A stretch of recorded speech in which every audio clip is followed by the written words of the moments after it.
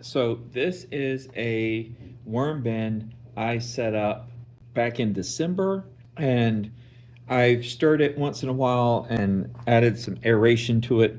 I'll have these meat thermometers in there just to kind of track the temperature inside. So they both say, this one says 21.0 at point B. This one says 21.2 at point A. All right, and then if I take those out, we can set those aside and we'll see what the temperature in the room is. I'm just going to set those over there. Now, what we have in here. So this was all shredded paper and coffee grounds. I did add probably about a measuring cup's worth of compost from home. That included worms. You know, those worms have gone through here and they eat the microbes, they eat some of the materials as it's breaking down, like the paper and whatnot. And then, well, like everything else, they poop.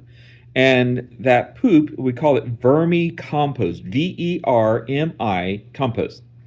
And that's good for your soil. It's nutrients. Worms are good for your soil. They help aerate, and they, as they go through, they're making their own vermicompost right in your garden. Okay. One thing I did to help speed this along is I had these tubes left over from a presentation, and I just drilled holes all the way around them.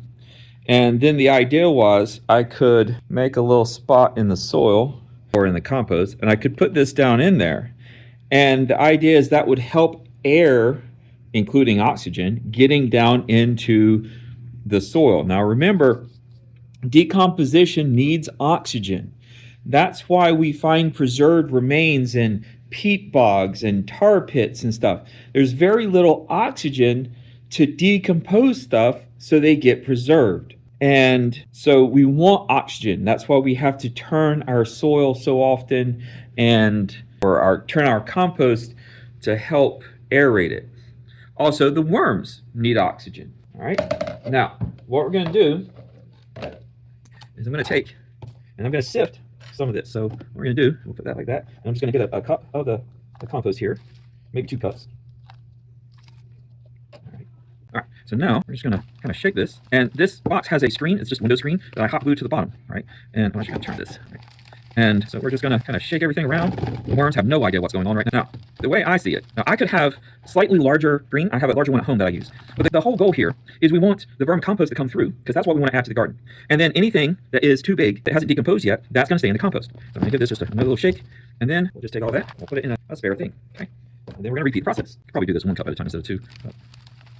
And then I'm just going to shake it. This is also a good time to find things. That is where some random seed tried to sprout, but it's compost now. So there's a piece of eggshell. All right, so I think we got what we're going to get from that. Now, none of this is waste, because anything that doesn't go through, that's just going to be, it's going to continue to compost. Now, obviously, if you had something like chicken wire on the bottom of your sifter, the holes are about that big. That's going to be too big, and everything would fall through. So depending on your needs, you might want something larger, because a lot of this could probably just go in. Obviously, the larger pieces and pieces of bark and stuff would not. But another thing that we're doing here is we're sifting out the worms. And so the worms will stay in the compost, and they'll keep multiplying. The worms I used are just fishing worms. I just went and got some red wigglers from the camping supply. You can also go to some nurseries. You can buy a little bucket of garden worms that you can add to your garden or to your compost. But if you keep your compost going and healthy, then the worms, well, they'll make more worms. All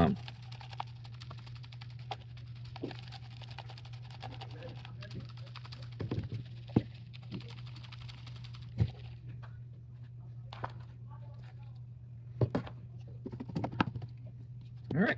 So now I got my continuing to compost materials. I got my vermicompost. All right. And that's a good amount. All right. And then I can use this. I can sprinkle it on top of potted plants, or I can sprinkle it in the garden. Also, sometimes I save it up and I'll mix it in with soil for potted plants or when I'm tilling the garden. But that's vermicompost. So like I said, I'll take the stuff that's left over. I can add some more shredded paper maybe and some more coffee grounds. This is about what I have left. So this will all continue to compost and break down. There are worms in there that'll keep breaking things down for me. I don't know if I can find you a worm real quick. I think I just saw one move. There's a little tiny one right there by my thumb. I don't know if you can see it. So there are adult worms in here that make baby worms, and then there are baby worms. So, yay. All right.